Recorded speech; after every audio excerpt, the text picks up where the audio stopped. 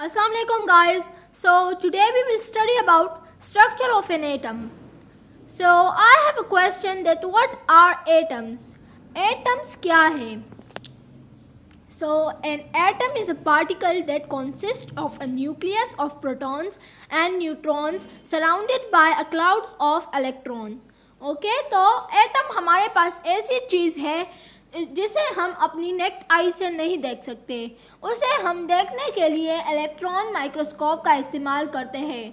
जैसे कि हमारे पास यूनिवर्स में जितने भी चीज़ें हैं वो सब एटम से बनी हुई हैं. अब एटम में हमारे साथ सब एटॉमिक पार्टिकल्स भी आते हैं, जिसमें एक है प्रोटॉन और दूसरा है इलेक्ट्रॉन और तीसरा है न्यूट्रॉन. फिर प्रोटॉन में हमारे पास पॉजिटिव चार्ज होता है और इलेक्ट्रॉन में हमारे पास नेगेटिव चार्ज होता है और न्यूट्रॉन में हमारे साथ नो चार्ज होता है. उसमें चार्ज नहीं होता, वो न्यूट्रल होता है. So atom is made up of. Atom हमारे पास कितनी चीज़ों से बना है? तो एटम हमारे पास 3 चीज़ों से बना है. Atom is made up of proton, neutron and electron. Okay, atom in 3 चीज़ों से बना है. एक है प्रोटॉन, एक है न्यूट्रॉन और दूसरा है इलेक्ट्रॉन. ठीक है. और फिर हमारे पास एक क्वेश्चन आता है कि न्यूक्लियस को क्या, न्यूक्लियस एटम का कौन सा हिस्सा है? सो nucleus is the central part of an atom. Okay, nucleus is the central part of an atom. So now in whole atom, सारे एटम में चार्ज कितना होता है? In whole atom there is neutral charge. वहाँ पे charge नहीं होता. ठीक है. फिर जैसे कि फॉर एग्ज़ाम्पल हमारे पास कार्बन एलिमेंट्स होती है, उसमें ये जो प्रोटॉन कार्बन एलिमेंट्स होती है उसमें जब प्रोटॉन और इलेक्ट्रॉन होता है वो number of electron and proton are always equal. ठीक है. ये ऑलवेज इक्वल होते हैं. जैसे कि फॉर एग्ज़ाम्पल इसमें हमारे पास अलजेब्रा आता है. जैसे कि for example plus 6 minus 6. Okay, so plus minus is minus. ठीक है. तो यहाँ पे हमारे पास क्या आ गया? 6 और 6 से करो तो 0 आता है. तो इसका मतलब है कि हमारे पास एटम में जो होता है वो उसमें 0 चार्जेस आते हैं. ठीक है. और फिर हमारे पास यहाँ पे दूसरा टॉपिक जो है वो है atomic number and mass number. ठीक है.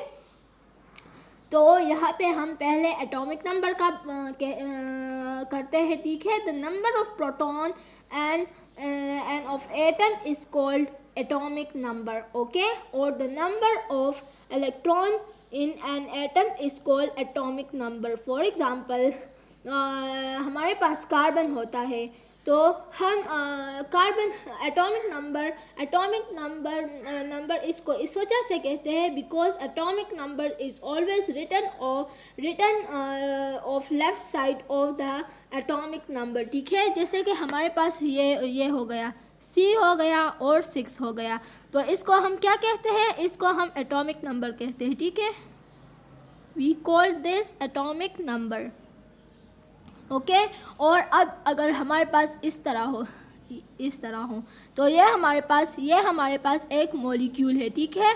It's a molecule. हमारे पास ये एक क्या है? मॉलिक्यूल है.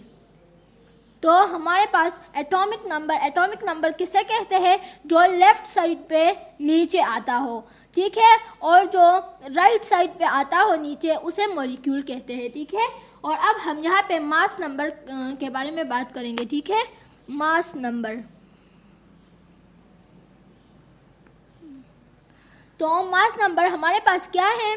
मास नंबर हमारे पास है the sum of proton and neutron in an atom. ठीक है. मास नंबर हमारे पास है the sum of proton and neutron in an atom. और मास नंबर को हमेशा लेफ्ट साइड पर लिखा जाता है और ऊपर लिखा जाता है. ये हमेशा मास नंबर हमेशा इस तरह लिखा जाता है. जैसे हमारे पास फॉर एग्ज़ाम्पल यहाँ हम एग्ज़ाम्पल ले लेते हैं। फॉर एग्ज़ाम्पल अगर हमारे पास C6 है, ठीक है, तो ये लेफ़्ट साइड पे अगर इस तरह लिखा जाता हो तो इसे क्या कहते हैं? इसे मास नंबर कहते हैं, ठीक है, इसे मास नंबर कहते हैं। मास नंबर उसे कहते हैं जो फॉर एग्ज़ाम्पल अगर हमारे पास अब ये C6 है तो यहाँ पे ये लेफ़्ट साइड पे ये 6 है, ये जो ऊपर लिखा है लेफ़्ट साइड पे 6 ऊपर लिखा है, तो इसे क्या कहते हैं? इसे मास नंबर कहते हैं।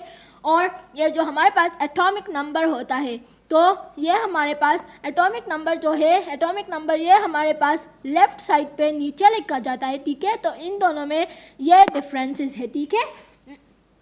तो आज का जो हमारा टॉपिक था ये था स्ट्रक्चर ऑफ एन एटम, ठीक है। तो मिलते हैं दूसरी वीडियो में, तो please subscribe my channel and अल्लाह हाफिज़।